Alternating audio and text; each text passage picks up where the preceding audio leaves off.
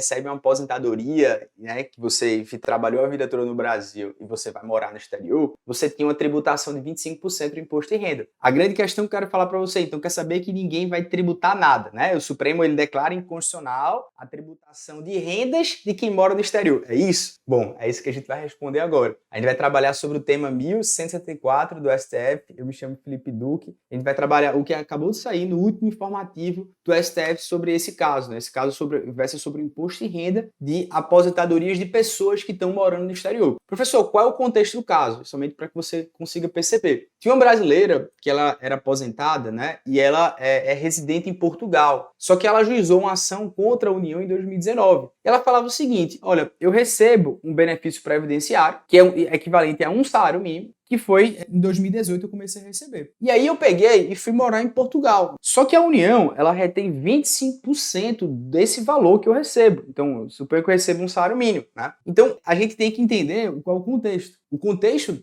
do pedido é dizer, olha, essa tributação de 25% ela é demais, na visão da autora. O pedido, portanto, é que a União se abstenha de aplicar essa alíquota de 25% e, consequentemente, você devolva a diferença do que foi retida aos residentes no Brasil. Professor, eu quero entender um pouco sobre isso, né? Esse caso é muito interessante porque, na verdade, até recentemente, a gente tem uma lei, que é a Lei 9.779 de 99, que no seu artigo 7º, ele fala justamente sobre isso, né? Estabelecer que todo mundo que recebia uma aposentadoria ou pensão paga a um brasileiro que mora, por exemplo, em Portugal, mas é pago no Brasil, essa pensão devido a um trabalho no Brasil, ele fica sujeito a uma alíquota de 25%. Então ele paga 25%, né? O que significa isso? Qualquer aposentado que vive fora do Brasil tem que pagar 25% de imposto de renda, independentemente de quanto ele ganhasse. Não importa se ele recebia R$1.000, não importa se ele recebia R$100.000 aqui no Brasil, ele pagaria 25%. E aí começam a surgir os problemas constitucionais. Aqui, nesse caso, nós tivemos uma decisão judicial e a sentença ela julgou improcedente no primeiro grau. Ela não concordou com o argumento da autora. Em recurso, a autora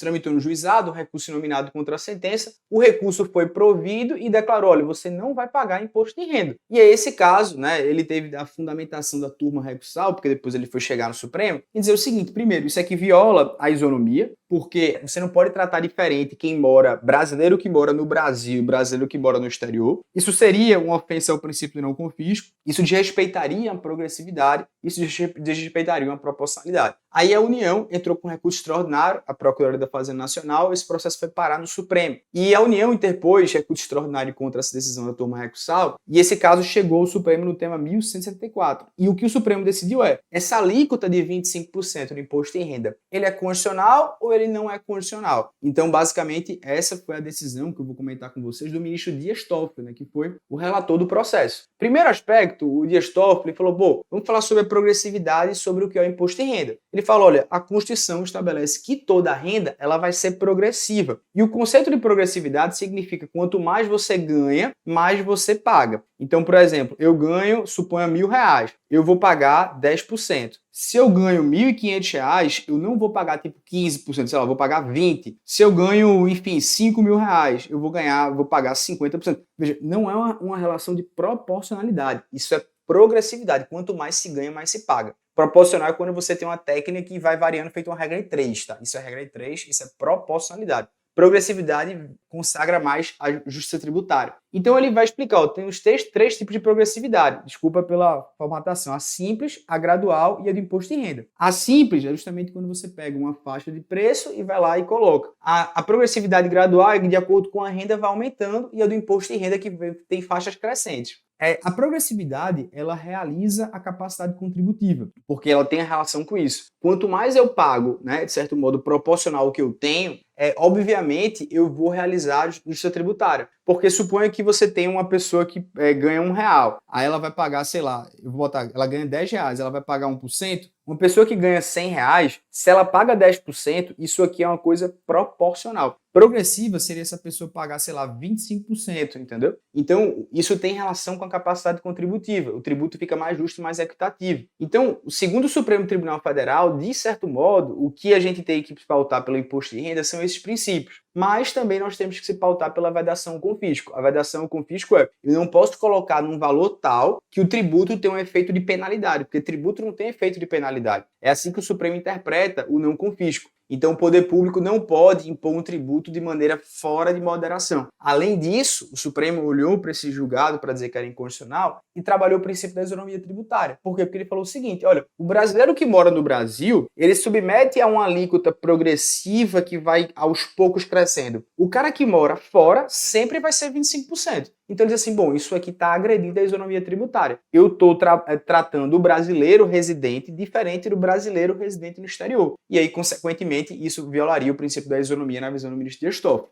Além disso, ele também disse que isso violaria o princípio da proporcionalidade. Além disso, por fim, ele falou, pô, esses aspectos da aposentadoria eu tenho que proteger grupos vulneráveis. E geralmente os aposentados são os idosos. Então ele até trouxe dados, né, com a aposentadoria, viu o teto do INSS, e foi vendo o teto da Previdência Complementar. E, no fundo, a grande questão do Supremo foi, olha, a gente está violando o princípio da progressividade. Hoje, se a gente fizer uma alíquota única de 25% sobre todos os rendimentos, mas sem faixas distintas, seria violar o princípio da progressividade. Claro, não há possibilidade ainda dessa pessoa até fazer deduções. E, por isso, essa tributação, que seria muito proporcional, ou seja, só 25%, ela seria uma comparação muito desfavorável com as pessoas que residem no Brasil. E, consequentemente, isso violaria o não confisco. Então, em síntese, tá, queridos amigos, somente para vocês pegarem a linha do caso, ele vai falar, poxa, não faz sentido você desconsiderar faixas. Eu não posso tratar o brasileiro que mora fora diferente do brasileiro que mora no Brasil. Então, perceba, só para você ter uma noção. Os brasileiros que são residentes no Brasil, eles estão sujeitos a uma tabela progressiva e podem realizar deduções de declaração anual. Já o cara que está residente no exterior, ele sempre vai pagar 25%, né? E, consequentemente, é como se você dissesse, né, que a pessoa que está residente no exterior, ela em tese ganha mais. E, consequentemente, ela teria maior capacidade econômica. Segundo o Supremo Tribunal Federal, isso seria inconstitucional. Então, perceba a tese do Supremo. É inconstitucional a sujeição, na forma do artigo 7º, ao qual eu citei